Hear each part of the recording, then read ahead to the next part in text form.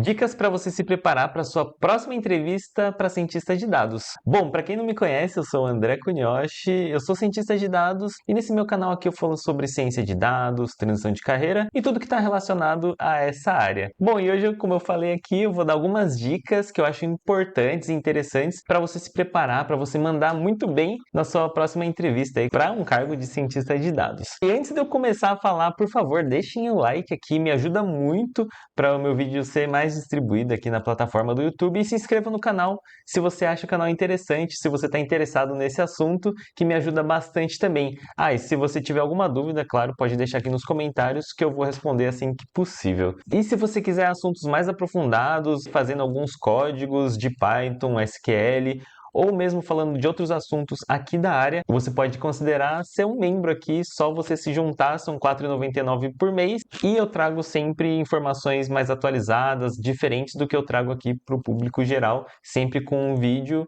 a mais por semana aí para vocês que são membros, beleza? Agora sim, vamos lá para o tema do vídeo. Então a primeira dica aqui que eu tenho para trazer para vocês é entrar no site da empresa, entender mais sobre a empresa, entender mais sobre o negócio da empresa, entender sobre os valores e missões da empresa também. Por que isso é importante? Primeiro vai mostrar que durante a entrevista, né, vai mostrar que você está interessado de fato a entrar na empresa e você estudou. Isso já mostra um diferencial. Outra questão importante é porque você vai conseguir criar uma narrativa explicando por que você e os seus valores correspondem a essa empresa, porque os recrutadores eles querem encontrar pessoas que de fato tenham valores parecidos com a empresa, tem um fit cultural, né, que hoje em dia está mais na moda da gente falar.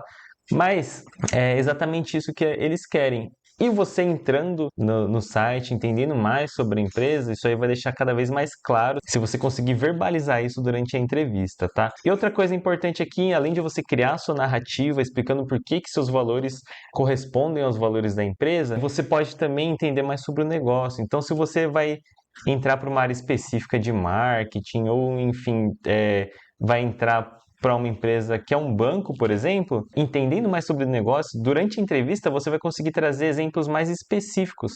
Então, quando você for abordar algumas questões técnicas mesmo, você vai conseguir trazer algumas informações, alguns detalhes, alguns termos mais específicos sobre o negócio da empresa, tá? Ou sobre a área específica da onde você está entrando. Isso muda bastante assim o jogo quando você consegue trazer tudo isso ao mesmo tempo, vai mostrar que você está antenado com relação à empresa, que você realmente estudou e você vai conseguir de fato mostrar ali que você tem ali seus valores e as missões que você tem correspondem exatamente ao que a empresa espera e o que a empresa é, beleza?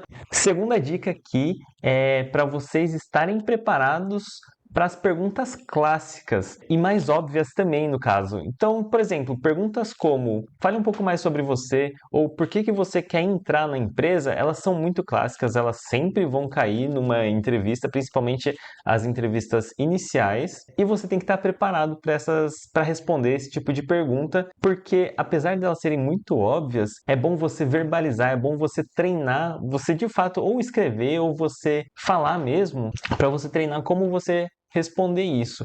Essa primeira pergunta, conte um pouco mais sobre você. Você não vai ficar 40 minutos falando sobre você, falar sobre como você era desde criança até agora. Você vai pegar as partes principais, né? Então, se você fez uma transição de carreira, fala brevemente o que você fazia antes, mas explicar o porquê que você fez a transição e o que você desenvolveu depois quando você já virou um cientista de dados e explicar onde você está atualmente. Então é isso, né? É você falar sucintamente, conseguir fazer um resumo mais geral ali de 1 minuto, mais ou menos, mas você conseguir traçar assim um storytelling, né? Falar sobre a sua trajetória, mas os pontos mais interessantes agora mais recentes da sua carreira. E a outra questão é por que você quer entrar aqui na empresa? Às vezes para você é muito óbvio, mas quando você vai explicar, você tem que ter uma narrativa também para você conseguir explicar de uma melhor forma, sem precisar ficar pensando muito ali na hora. Você tem que pensar isso antes e criar uma narrativa que faça sentido, né? Por que você está querendo sair da empresa onde você está hoje para ir para lá? E se você não tiver empregado, por que faz sentido você entrar para a empresa? Como os valores dela estão relacionados com os seus valores e como isso te leva a fazer essa entrevista, tá? Então, esteja preparado para essas perguntas básicas, que elas vão cair com certeza, e acho que muita gente acaba pecando aí, eu já pequei muitas vezes também, e não está muito preparado para esse tipo de pergunta. Terceira dica aqui é esteja preparado para um ambiente mais colaborativo durante as entrevistas. Então, aqui já entrando um pouco mais sobre entrevistas técnicas, tá? Quando a gente vai fazer uma entrevista técnica para um cargo de cientista de dados, é comum, assim, os entrevistadores eles estarem querendo entender como você se comporta num ambiente mais colaborativo, num ambiente do dia a dia mesmo. Então, é normal você, às vezes, não entender ou não saber exatamente como responder alguma pergunta e tá tudo bem falar que não sabe. Mas, mesmo você não sabendo, pedir alguma explicação um pouco mais aprofundada sobre um termo específico e também esteja preparado a absorver essa informação e usar ela para responder alguma coisa que ele já tinha te perguntado. Então, mesmo se você não sabe um conceito específico, às vezes é alguma coisa muito específica da área, fala que você não sabe, tenta entender um pouco melhor sobre essa questão e tenta imaginar soluções para a pergunta que ele fez usando esse conceito novo que ele trouxe. Eu sei que é um pouco mais complicado se preparar para esse tipo de situação, mas é bom você estar preparado, tá? De se preparar de alguma forma para isso. E nesse caso aqui, é bom assim a gente sempre pensar na colaboração que você teria no dia a dia mesmo, né? Tentar construir talvez uma resposta junto. Muitas vezes, muitas entrevistas que eu fiz é sobre isso. É sobre eu dar uma resposta, daí o entrevistador ele me faz algum outro questionamento e me instiga um pouco mais, criando uma nova visão, e aí eu absorvo isso e tento falar como que seria dentro dessa nova visão, uma nova resposta, ou mesmo discordar, né, de uma forma não rude, logicamente, né? Então, assim, tá pronto para concordar ou discordar ou defender mesmo o seu ponto de vista, tá? Então, assim, é mais um ambiente colaborativo para entender como que você se comportaria no seu dia a dia. A quarta dica que eu tenho para trazer aqui para vocês é estudar com o uso de uma inteligência artificial generativa te ajudando. Como que a gente faz isso? Bom, a gente pode fazer isso com algumas plataformas, por exemplo, com o Copilot aqui da Bitrix 24. Bom, e para quem não conhece, a Bitrix 24 é uma plataforma de colaboração para empresas com ferramentas de CRM, marketing e tudo que sua empresa precisa. O legal é que ela tem um plano gratuito que é gratuito para sempre e sem limite de usuários. E nesse plano gratuito já é bem completo e pode ser o suficiente para os seus usos mais básicos do dia a dia. Além disso, quando você está no plano gratuito, você pode fazer um teste gratuito também por 15 dias sem precisar colocar seu cartão de crédito aí, que a maioria das plataformas elas pedem, mas a Bitrix 24 não pede para você colocar nenhum cartão de crédito para fazer esse teste do plano profissional. E se vocês tiverem interesse e quiserem saber mais, eu vou deixar o link da Bitrix aqui na descrição e também no primeiro comentário fixado. E é importante falar aqui que a Bitrix 24 está patrocinando esse vídeo aqui, ajudando assim a gente a manter o canal aqui, trazendo cada vez mais informações legais aqui para vocês. Bom, e como é que a gente pode usar a Bitrix aqui para ajudar a gente a se preparar para uma entrevista aqui de ciência de dados?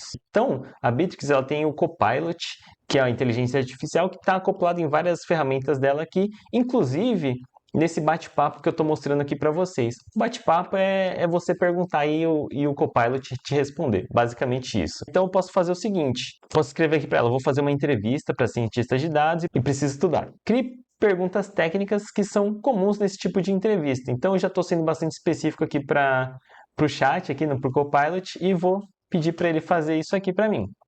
E aí ele vai pensar aqui e vai me responder. Bom, ele me deu uma série de sugestões aqui, separou por temas, né? Programação, estatística, machine learning e tal. Separou por vários temas aqui, achei bastante interessante, né? Então aqui, ó, em machine learning, qual a diferença entre aprendizado supervisionado e não supervisionado? Explica conceitos de overfitting e como você pode evitá-lo. Como você escolheria diferentes modelos de machine learning para um problema específico. Então, achei legal aqui. Só uma questão interessante antes de eu continuar, esse Copilot aqui da Bitrix está disponível também no plano gratuito, tá? Então, se vocês se cadastrarem aí, vocês já podem usar aqui esse bate-papo, esse Copilot dentro do bate-papo, igual eu estou usando aqui. Então, a gente pode ser mais específico aqui também, tá? Então, eu posso falar assim, ó, crie 10 perguntas técnicas sobre Machine Learning. E a gente vê o que ela vai responder aqui pra gente, vamos ver. Aqui, ó, criou 10 perguntas técnicas sobre Machine Learning. Quais as perguntas que ela colocou aqui, ó? Explica o conceito conceito de regularização em machine learning, porque é importante. Então ela criou aqui as 10 perguntas. Ó,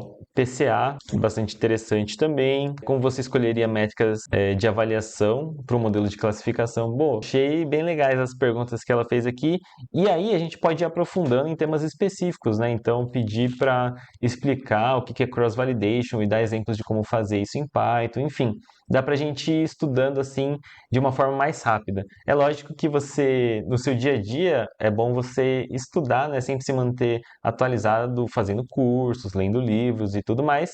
Mas quando você quer se preparar especificamente para um teste ou para uma entrevista técnica e você tem pouco tempo, fazer dessa forma aqui vai te ganhar bastante tempo e vai te ajudar a se preparar muito bem também, tá? Então, lembrando, quem quiser se cadastrar na plataforma da Bittrex gratuitamente, também você pode usar o link que está aqui na descrição. E para você obter mais informações também sobre quais as ferramentas que ela disponibiliza, também você pode encontrar tudo aqui no site, entrando no link que eu vou deixar disponível aqui para vocês. E a quinta e última dica que eu tenho para trazer aqui para vocês é sobre live coding. Bom, algumas entrevistas, alguns processos seletivos, eles têm essa parte de live coding, que live coding é basicamente você fazer algum código ali com alguém te supervisionando, alguém da empresa ali vendo o que você está fazendo, tá? É bastante comum, é mais tenso isso para muitas pessoas, né? Mas você pode se preparar para esse processo usando plataformas como o LeetCode, o HackerRank,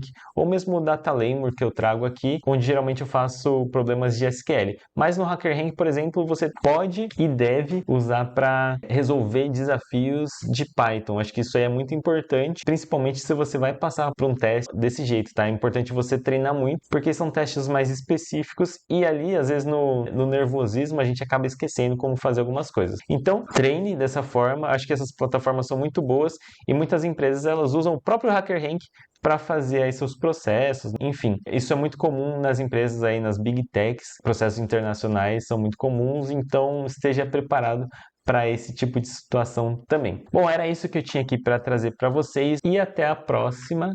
Tchau!